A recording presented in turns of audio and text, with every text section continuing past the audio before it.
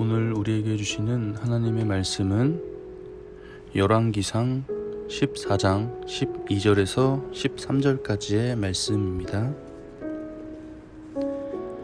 너는 일어나 내 집으로 가라. 내 발이 성읍에 들어갈 때에 그 아이가 죽을지라.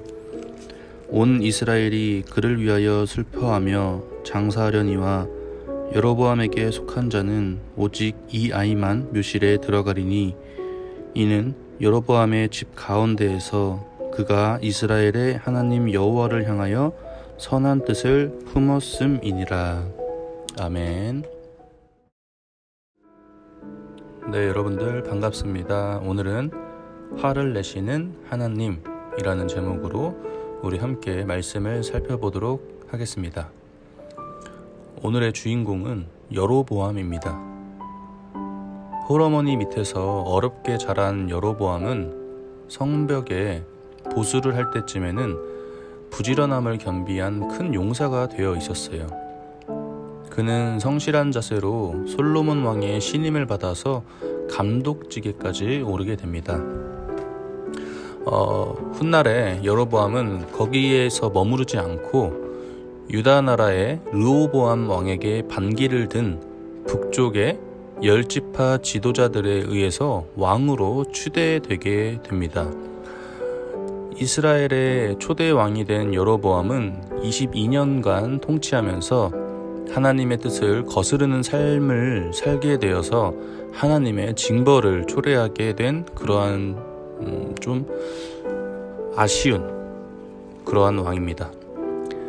여로보암은 왕이 되기 전에 이미 아히야 선지자를 통해서 주님의 은혜로 왕이 될 것을 알고 있었어요. 또 왕이 되어서도 다윗처럼 말씀을 지키고 하나님을 바라며 나간다면 그의 자손 대대로 왕의 자리에 오를 것이라는 그러한 예언도 또한 듣게 됩니다. 이 예언은 하나님만을 의지하며 나가면 어떠한 위기와 어려움 속에서도 여로보암을 왕으로 세우신 하나님이 끝까지 모든 것을 다 책임져 주시고 인도해 주실 것이라는 약속이 담긴 말이었어요. 그런데 여로보암은 그렇게 말씀하신 하나님을 신뢰하기보다는 세상적 우려에 사로잡혀서 인간적인 방법을 쫓아가게 됩니다. 그 자리까지 인도하신 것 자체가 하나님의 크신 권능으로 되어진 것이었다면 왕의 자리도 하나님의 권능으로 보호되고 유지될 수 있음을 마땅히 신뢰해야 했어요. 그런데 자기 백성들이 절기 때마다 정기적으로 유다의 예루살렘 성전으로 순례하는 것을 보고 심한 불안에 사로잡히게 됩니다. 백성의 마음이 유다의 르호보암 왕에게 기울어져서 나중에는 자기를 몰아내고 그를 르호보암을 다시 왕으로 인정할지 모른다라고 하는 그러한 생각 때문이었습니다. 그래서 생각해낸 것이 유다 땅을 밟을 필요 없이 이스라엘 땅 내에 가장 북쪽 성읍인 단이라는 곳과 가장 남쪽에 있는 베델이라는 곳에 금송아지를 세워서 그곳에서 하나님께 제물을 바치며 제사를 드리게끔 유도한 것입니다. 또 전국 각지에 산당을 세워서 풍요의 신인 아세라라고 하는 신까지도 섬기게 하였습니다. 여로보암의 이러한 하나님이 보시기에 좋지 못한 행동은 거기서 끝나지 않고 레위 자손만이 제사장이 될 수 있음에도 자기 멋대로 일반 백성을 제사장으로 삼아서 제단 일을 보게끔 한 것도 있습니다. 여로보암이 동원한 방법은 결과적으로 이스라엘 온 백성으로 하여금 하나님을 떠나 우상을 섬기는 자들로 타락시키게 된 것입니다. 결국 죄악된 그 일들로 인해서 유대에서 올라온 어느 예언자가 단에서 제사를 드리려는 여로보암을 향해서 저주가 임할 것이다 라고 하는 예언을 합니다.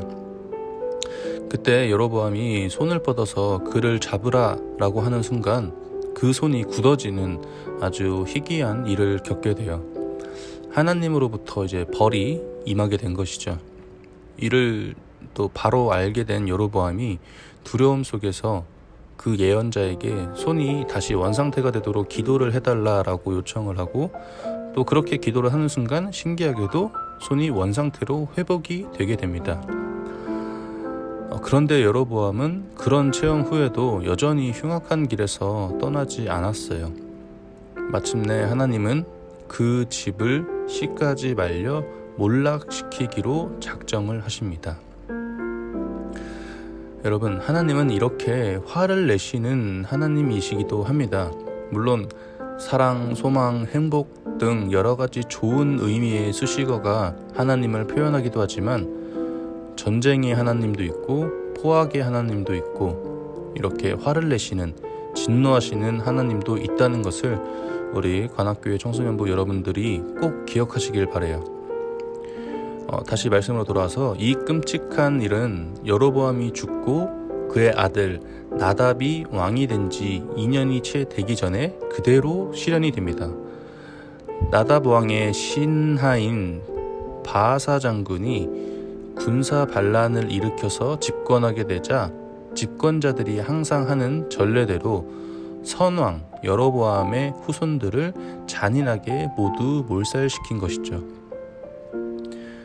이러한 하나님의 징계에 포함되어서 그 끔찍한 몰살에 성경에 등장하는 여로보암의 또 다른 아들인 아비야도 생명을 잃고 맙니다. 자, 여러분, 오늘 우리가 함께 알아본 여로보암의 행적은 우리에게 몇 가지 교훈을 알려줍니다. 첫째로는 하나님이 선택하여서 세웠다면 하나님은 그의 신분이 어떠하든지 높이 세우실 수 있는 분이다 라고 하는 점이에요. 그리고 두 번째로는 하나님의 은혜로 좋은 조건, 선망하는 자리에 올랐다 하더라도 언제라도 한순간에 몰락시킬 수도 있다 라고 하는 점입니다. 그런 위치일수록 그 자리를 인간적인 방법을 동원해 고수하려고 하기보다는 더욱 신앙적이 되어야 하는 것이죠.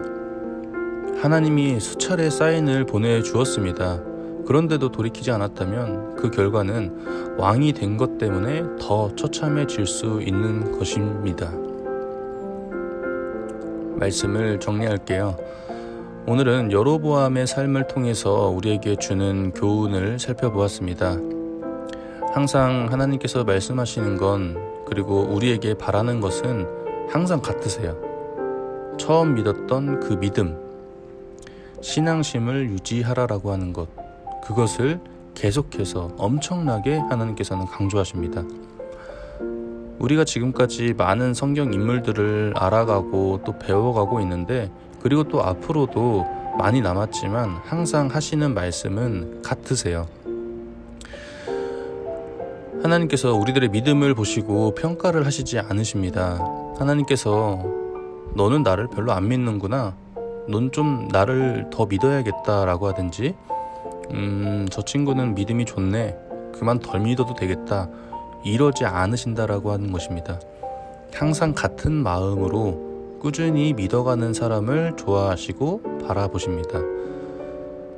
우리들이 항상 그러한 마음가짐으로 기도도 하고 말씀도 듣고 찬양도 하고 그렇게 믿음을 쌓아가는 관악교회 청소년부 여러분들이 되시기를 바라요. 지금으로서는 혼자서 해야 될 텐데 그러기가 쉽지가 않죠. 이제 다음 주부터는 우리가 함께 모여서 예배를 드리려고 합니다. 지금까지 혼자서 하기 어려웠던 믿음 생활을 말씀 보고 기도하고 찬양하는 시간을 이제는 다시 함께 모여서 드리려고 해요.